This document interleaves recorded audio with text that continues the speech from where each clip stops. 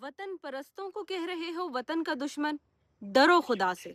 जो आज हमसे खता हुई है यही खता कल सभी करेंगे। जो लोग फोर्सेस के लोगों को शहीद कर रहे हैं उनके साथ कोई मुज़ाकरात नहीं होंगे। मैं इन लोगों को हिंदुस्तान के सफ में देखता हूँ। ये बात कौन कर रहा है? वजीर दिफा ख्वाजा मोहम्मद आसिफ साहिब।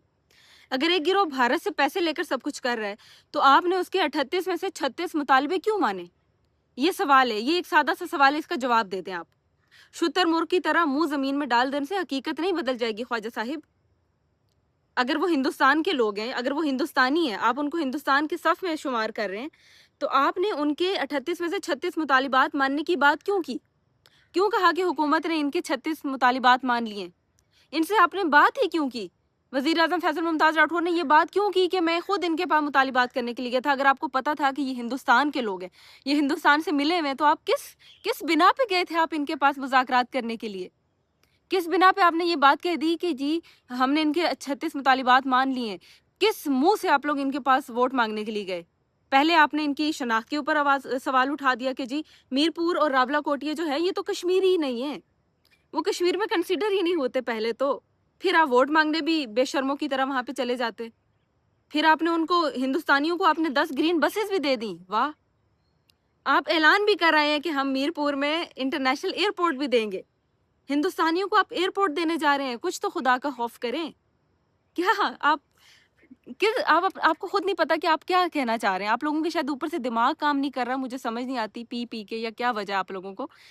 आपको पता ही नहीं है सुबह क्या बात की है, दोपहर को क्या बात की है, रात को क्या बात की है। अता तारड़ साहब वो कह रहे हैं कि जी रावलाकोट से सिर्फ 6 लाख वोट पड़े। कमाल नहीं हो गया कि रावलाकोट से ही सिर्फ 6 लाख वोट पड़ गए नून लीग को। 6 लाख वोट रावलाकोट से नून लीग को पड़ गए। रावलाकोट में इलेक्शंस कब हुए? मुझे तो ये नहीं पता। शायद मैं ही सोई हुई कौम हूँ, या मुझे ही नहीं समझ आ रही कि रावलाकोट में इलेक्शंस हो गए। मैं यही समझ रही हूँ कि रावलाकोट में लोगों ने बॉयकॉट किया हुआ, या हवा में ही डाल दिए उन्होंने वोट्स।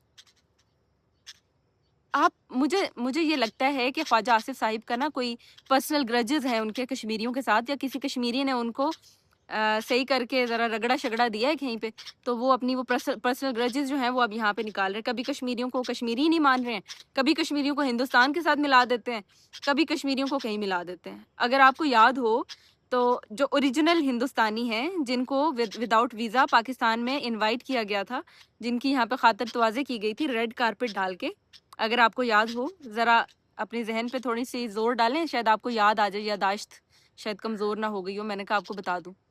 तो कश्मीरियों को हिंदुस्तान के साथ तो आपने मिला दिया, लेकिन आप ये भूल गए कि आप उन्हीं हिंदुस्तानियों के पास, उन्हीं कश्मीरियों के पास वोट की भीख मांगने गए थे, और उनको रिश्वत में 10 ग्रीन बसेस का लालच दिया, और फिर उन्हीं के ऊपर आप लोगों ने कार्रवाई शुरू कर दी है।